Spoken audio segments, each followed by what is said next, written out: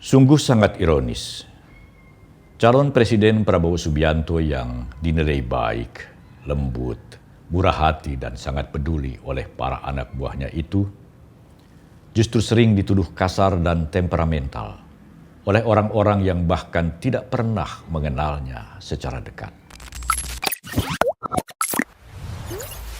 Kawan muda, ada sebuah cerita tentang kepahlawanan Prabowo Subianto saat bertugas di Timur Timur, tahun 1975. Ketika itu Prabowo masih berpangkat Letnan II.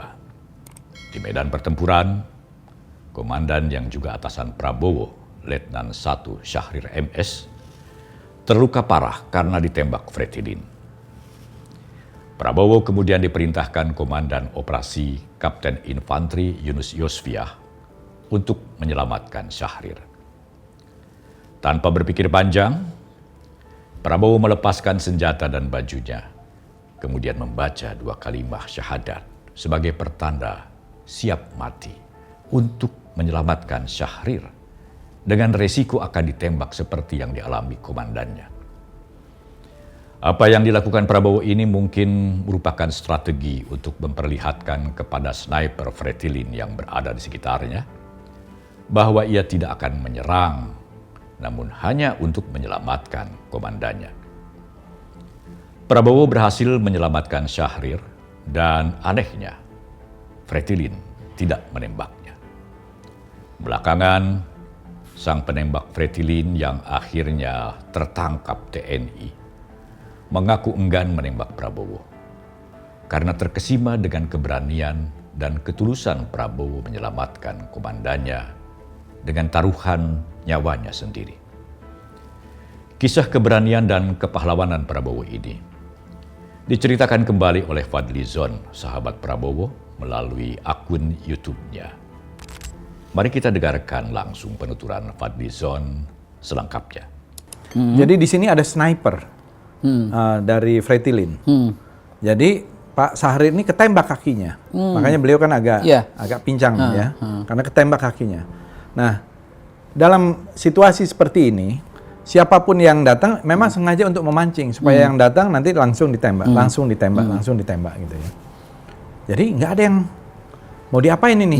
Jadi saling menunggu dan akhirnya Pak Prabowo sebagai wakil membuka baju ya, kemudian mendatangi komandannya nih Syahrir ini, membawa menggotongnya dengan resiko juga akan mati. Karena snipernya udah di sini.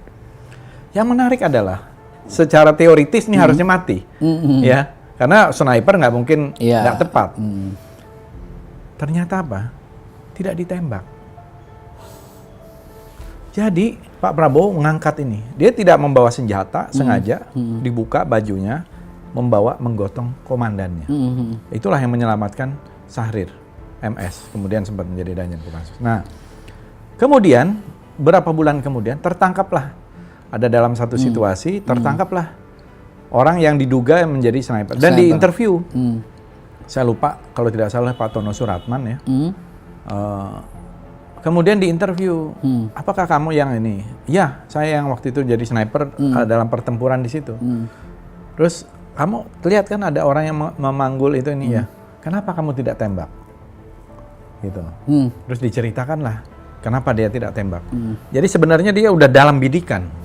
Satu kali klik kena Bapak. Peluru itu pasti kena dan pasti tepat kata dia. Tapi entah kenapa ketika dia mau klik itu dia merasa kasihan. Dia merasa kasihan. Kok ada anak buah berani mengambil resiko mati untuk kan waktu atasan. Dalam pertempuran itu nggak ada pangkat, semua dicopot. Tapi kan pasti dia duga ini anak buahnya dong yang berani ngambil resiko dan membuka bajunya. Kemudian dia berkali-kali komandannya itu, ayo tembak. Dia bilang macet, padahal dia sengaja macetkan ininya. Dia klik, dia kunci. Ini macet gitu, macet. Gitu. Jadi sampai beberapa kali, ayo sekarang tembak, sampai akhirnya selamat. Selesai, Bapak. Kisah kepahlawanan Prabowo di Timur Timur seperti yang diungkapkan Fadli Zon membuktikan bahwa Prabowo sebagai prajurit selalu patuh pada perintah atasan, dan berani mengorbankan nyawanya sendiri untuk menyelamatkan sang komandan.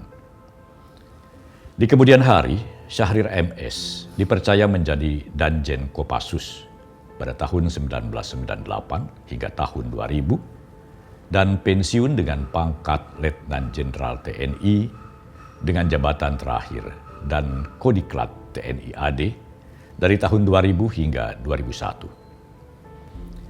Saat Prabowo menjadi Danjen Kopassus sejak 1995 hingga 1998, perhatian Mayor Jenderal TNI Prabowo Subianto terhadap para prajuritnya juga dirasakan oleh Ibu Indri Nur Cahyawati, istri almarhum Brigjen Purnawirawan Heri Pisan, Wakil Komandan Jenderal Kopassus saat itu.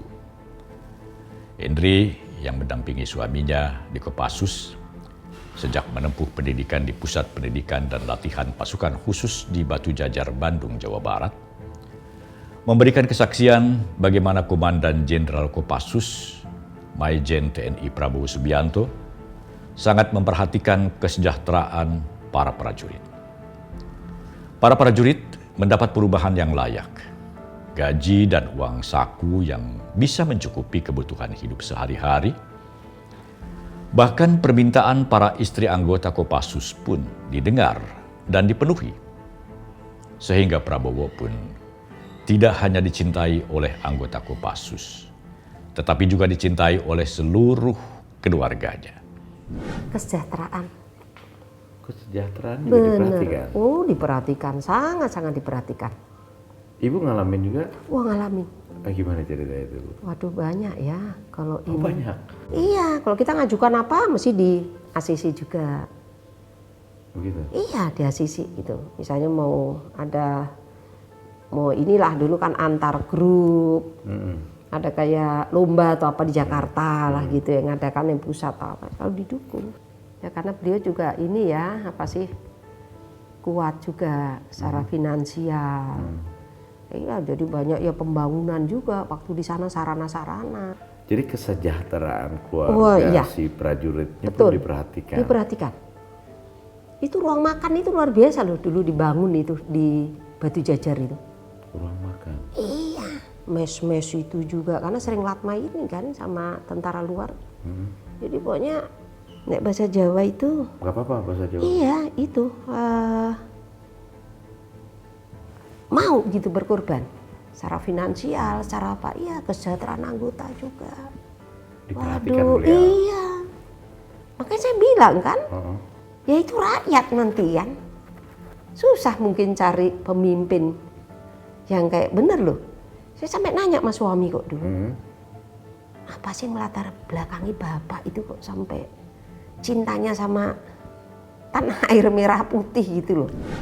Dengan segala kebaikan dan kepeduliannya terhadap kesejahteraan para prajurit Kopassus dan keluarganya, seperti yang dirasakan langsung oleh Ibu Indri, maka Ibu Indri pun berpendapat bahwa Prabowo memang layak menjadi Presiden Republik Indonesia. Pertama, karena nasionalismenya yang tidak perlu diragukan lagi. Kedua, karena orangnya baik dan tidak pernah menceritakan keburukan orang lain. Bagi Prabowo, semua orang pada dasarnya baik, sehingga ia pun tidak pernah menaruh curiga atau menaruh dendam terhadap orang lain. Jadi Pak Prabowo itu layak jadi presiden, jadi pemimpin Indonesia, Bu? Layak. Karena? Ya karena beliau yang jelas kan cinta ini kan. Nasionalismenya itu udah nggak usah diragukan. Beliau baik, iya kan? Orangnya baik. Baik, iya. Malah jujur, saya boleh bilang. Iya. Di mata beliau tuh makanya nggak ada orang nggak baik ya, gimana ya? Oh gitu. Iya, nggak tahu ya. Nggak pernah ngomongin orang, nggak pernah. Pak Prabowo begitu? Iya, nggak pernah siapapun itu diterima lah walaupun. Apa istilahnya kalau sekarang itu nggak pernah gibah gitu? Nggak pernah, bener. Malah orang-orang kan yang suka ini. Iya, yang suka masih nyinyirin kalau zaman sekarang istilahnya. Iya. Kayak Pak Wiranto kemarin sambutan juga. Ya kalau tulus enggak gitu? Tulus enggak? pada kemana kamu waktu itu? Yuk, teman-teman yang pada ini. Iya. Enggak, benar, baik. Baik. Terus apa lagi tadi? Baik. Nasionalismenya. Ya, jiwa kepemimpinannya jelas lah ya. Gitu. Iya, kemampuannya juga ya jelas. Nggak mungkin lah beliau juga iya kan, pengalamannya dan lain sebagainya. Kalau boleh saya berpendapat ya, saya nggak paham politik ya. Tapi dengan ini kadang-kadang kita ngelihat juga, waduh, politik ini ternyata jahat juga ya, gitu kan, bisa berubah tanpa bohong, tanpa beban, ya kan, bisa tiba-tiba belok kanan, belok kiri, iya. Nah ini beliau nggak bisa seperti itu, itulah. Maka saya bilang, inilah yang pas bener, jadi pemimpin bangsa, ya. Sekarang saya nggak ngerti politik ya, Mas Yadi ya. Sebetulnya kita sederhana aja, nggak usah ini Mas, saya kasih tahu teman-teman itu kan, yang masih suka ini itu, udahlah kita sederhana aja. Apa sih mau Bapak cari sebetulnya? Materi kan, nggak mungkin. Popularitas nggak mungkin lah kok sampai segitunya gitu kan. Ya kita juga harus dukung habis-habisan. Ini Bapak ini mikirkan negara ini, saking cintanya gitu. Sungguh sangat ironis. Calon Presiden Prabowo Subianto yang dinilai baik, lembut, murah hati dan sangat peduli oleh para anak buahnya itu justru sering dituduh kasar dan temperamental oleh orang-orang yang bahkan tidak pernah mengenalnya secara dekat. Yang lebih menyakitkan lagi, Prabowo yang sering menolong dan mendorong orang lain untuk maju itu justru sering pula dikhianati. Namun Prabowo tidak memiliki rasa dendam sedikit pun. Ia bahkan selalu berusaha merangkul orang-orang yang memusuhinya karena ia mengutamakan kerukunan dan kesatuan. Prabowo adalah seorang yang tulus, ikhlas, bersedia menjadi jembatan untuk generasi muda yang akan dipersiapkannya untuk menjadi pewaris dan para pemimpin negeri ini. Prabowo telah menyerahkan jiwa raganya untuk republik ini. Bahkan pada beberapa pertempuran yang pernah dialaminya, berkali-kali ia merasa sudah mendekati kematian saat menyaksikan para prajuritnya tewas terkena ranjau darat. Namun Tuhan yang Maha Kuasa selalu menyelamatkannya dan memberinya umur panjang serta kekayaan hingga saat ini. Sehingga ia pun selalu bersyukur kepada Allah yang telah memberinya anugerah yang luar biasa. Rasa syukur itu dimanifestasikannya melalui kepeduliannya yang sangat tinggi terhadap orang-orang yang menderita. Itu sebabnya ia terus berjuang untuk mendapat mandat rakyat guna memimpin negeri ini agar ia bisa membebaskan rakyat Indonesia dari kemiskinan dan kemelaratan. Ia selalu berusaha membantu orang lain yang membutuhkan bantuannya dengan sikap yang senyap, tidak gembar-gembor dan tidak menepuk dada. Karena semua yang dilakukannya didasari ketulusan dan keikhlasan. Ia berjanji akan menjadi pemimpin seluruh rakyat Indonesia tanpa terkecuali, termasuk mereka yang tidak memilihnya dan tidak menyukainya. Itulah Prabowo Subianto, calon presiden kita. Sampai di sini dulu kawan muda. Salam Min Maut. Prabowo Gibran, Man of Our Time.